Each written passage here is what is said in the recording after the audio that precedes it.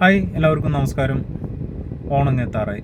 അതോടുകൂടി ഓണ ആഘോഷങ്ങളും ഓണച്ചിത്രങ്ങളും സിനിമകളും വന്നെത്തിയിരിക്കുകയാണ്. ഇന്നലെ 20-ാം തീയതി ഓണത്തിൻ്റെ ആദ്യ സിനിമയായ ഖലീഫ റിലീസായിരിക്കുകയാണ്. അപ്പോൾ അതിൻ്റെ വിശേഷങ്ങളുമായിട്ടാണ് ഞാൻ ഇന്ന് നിങ്ങളുടെ മുന്നിലേക്ക് വന്നിരിക്കുന്നത്. അപ്പോൾ ഞാൻ ആദ്യമായിട്ടാണ് ഒരു സിനിമയുടെ റിവ്യൂ ചെയ്യുന്നത്. ഒരുപാട് പോരായ്മകൾ ഇതിൻ്റെ പിന്നിലുണ്ടാവാം. അപ്പോൾ നിങ്ങളത് സദയം ക്ഷമിക്കുക. ഇതൊരു പെയ്ഡ് പ്രൊമോഷനല്ല. എനിക്ക് തോന്നുന്ന കാര്യങ്ങൾ മാത്രമാണ് ഞാൻ ഈ വീഡിയോയിലൂടെ നിങ്ങളുടെ മുന്നിലേക്ക് പറയുന്നത്. അപ്പോൾ എല്ലാവർക്കും ചിലപ്പോൾ ഇഷ്ടപ്പെട്ടു എന്ന് വരില്ല, ചിലർക്ക് ഇഷ്ടപ്പെടാം. അപ്പോൾ ഇഷ്ടപ്പെടുകയാണെങ്കിൽ നിങ്ങൾ സബ്സ്ക്രൈബ് ചെയ്യണം, ലൈക്ക് ചെയ്യണം, ഷെയർ ചെയ്യണം. അപ്പോൾ സിനിമയുടെ വിശേഷങ്ങളിലേക്ക്. പോക്കിരാജ എന്ന സൂപ്പർ ഹിറ്റ് സിനിമയ്ക്ക് ശേഷം പൃഥ്വിരാജും സംവിധായകൻ വൈശാഖും ചേർന്നിട്ടാണ് ഈ പടം ചെയ്യുന്നത്. ഓഫ് കോഴ്സ് പൃഥ്വിരാജ് സുകുമാരൻ തന്നെയാണ് ഈ സിനിമയുടെ മെയിൻ അട്രാക്ഷൻ ആയിട്ട് വരുന്നത്. പിന്നെ ക്യാമിയോ എന്ന് പറയണല്ലോ, നല്ല അടിപൊളി ഒരു ക്യാമിയോ നമ്മുടെ മോഹൻലാലേട്ടൻ്റെ വക, അണ്ണൻ്റെ വക ഉണ്ട്. അത് നമുക്ക് ആഘോഷിക്കാനായിട്ട് ഈ സിനിമയിൽ ഉടനീളമുണ്ട്. ഈ സിനിമയുടെ ബാക്കി വിശേഷങ്ങളിലേക്ക് പറയുകയാണെന്നുണ്ടെങ്കിൽ ഇതിൻ്റെ ഡയറക്ടർ വൈശാഖേട്ടനാണ്, റൈറ്റർ വരുന്നത് ജിനു എബ്രഹാം, പിന്നെ ഇതിൻ്റെ ക്യാമറ ചലിപ്പിച്ചിരിക്കുന്നത് ജോമോൺ ജോൺ.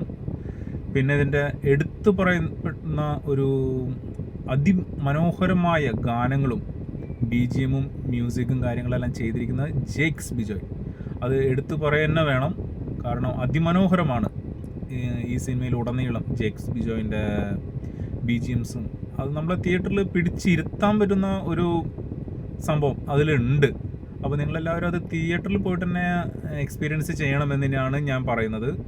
പിന്നെ ഇതിൻ്റെ ഫൈറ്റ് സീനുകൾ മാസ്മരികം എന്ന് തന്നെ പറയേണ്ട വരും.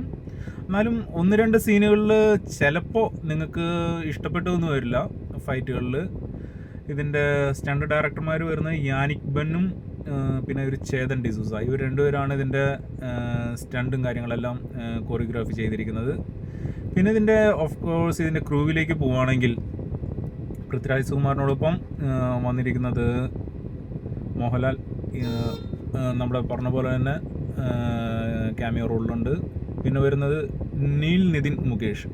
അങ്ങനെ പറഞ്ഞാൽ ചിലപ്പോൾ എല്ലാവർക്കും അറിയണമെന്ന് വരില്ല. നമ്മുടെ വിജയ് സിനിമയുടെ കത്തി എന്ന സിനിമയുടെ വില്ലൻ ആയിട്ട് അഭിനയിച്ച നീൽ നിതിൻ മുകേഷ് പുള്ളിക്കാരനാണ് ഇതിൽ സ്റ്റൈലിഷ് ലുക്കിലായിട്ട് തന്നെ നമ്മുടെ വില്ലനായിട്ട് എത്തിയിരിക്കുന്നത്. അതുകൂടാതെ ഷമി തിലകൻ, ഇന്ദ്രൻസ്, മാളവിക ശർമ്മ, രഞ്ജി പണിക്കർ തുടങ്ങിയവരെല്ലാം ഇതിൽ അഭിനയിച്ചിട്ടുണ്ട്. ഇനി സിനിമയുടെ കാര്യത്തിലേക്ക് പോവുകയാണെന്നുണ്ടെങ്കിൽ ഒരു വൺ ടേബിൾ വാച്ചബിൾ മൂവി എന്നേ എനിക്ക് പറയാൻ പറ്റുന്നുള്ളൂ. എങ്കിലും തിയേറ്റർ വാച്ചബിൾ ആണ്, ഒരു മസ്റ്റ് വാച്ചബിൾ എന്ന് പറയാം. കാരണം ഇത് പിടിച്ചു നിർത്തുന്നത് ജേക്സ് ബിജോയിൻ്റെ മ്യൂസിക് തന്നെയാണ്. അണ്ണൻ്റെ BGM പറയാൻ പറ്റില്ല കേട്ടോ, ഒടുക്കത്തെ BGM ആയിപ്പോയി. നമ്മൾ പിടിച്ചിരുത്തും തിയേറ്ററിലൊക്കെ. ഫസ്റ്റ് ഹാഫ് കുറച്ച് സ്ലോ ആണെങ്കിലും സെക്കൻഡ് ഹാഫ് കുറച്ച് ഫാസ്റ്റായിട്ടാണ്. ഇതിൻ്റെ കഥയിലേക്ക് വരികയാണെങ്കിൽ എക്സ്പ്ലോർ ചെയ്യാത്ത രീതിയിലാണ് പറയുന്നത്. സ്വർണ്ണക്കടത്ത് അങ്ങനത്തെ കാര്യങ്ങളൊക്കെയാണ്. നമ്മുടെ 20-ാം നൂറ്റാണ്ടിൽ നമ്മുടെ മോഹൻലാൽ ചെയ്തു വെച്ച പല കാര്യങ്ങളും അതുപോലെ തന്നെ ചെയ്യാൻ ശ്രമിച്ചിട്ടുണ്ടോ എന്ന് എനിക്ക് തോന്നിയിട്ടുണ്ട്. കുഴപ്പമില്ല, അതുപോലെയൊക്കെ കുറച്ച് നമുക്ക് എന്താ പറയുക, എക്സ്പെക്റ്റ് ചെയ്യാവുന്ന കുറേ സീനുകളെല്ലാം നമുക്കുണ്ട്. പക്ഷേ ഒട്ടും എക്സ്പെക്റ്റ് ചെയ്യാൻ പറ്റാത്ത ഒരു ക്യാമിയോ റോളാണ് നമ്മുടെ അണ്ണൻ ഇതിൽ വന്നിരിക്കുന്നത്. പിന്നെയും കുറച്ച് ക്യാമിയോ റോളുകളുണ്ട്, പക്ഷെ അത് പറഞ്ഞു കഴിഞ്ഞാൽ എക്സ്പ്ലോർ ആവുന്നതുകൊണ്ടാണ് ഇത് പറയാത്തത്. എന്തായാലും നിങ്ങൾ തിയേറ്ററിൽ തന്നെ വാച്ച് ചെയ്യണം എന്ന് തന്നെയാണ് ഞാനും പറയുന്നത്.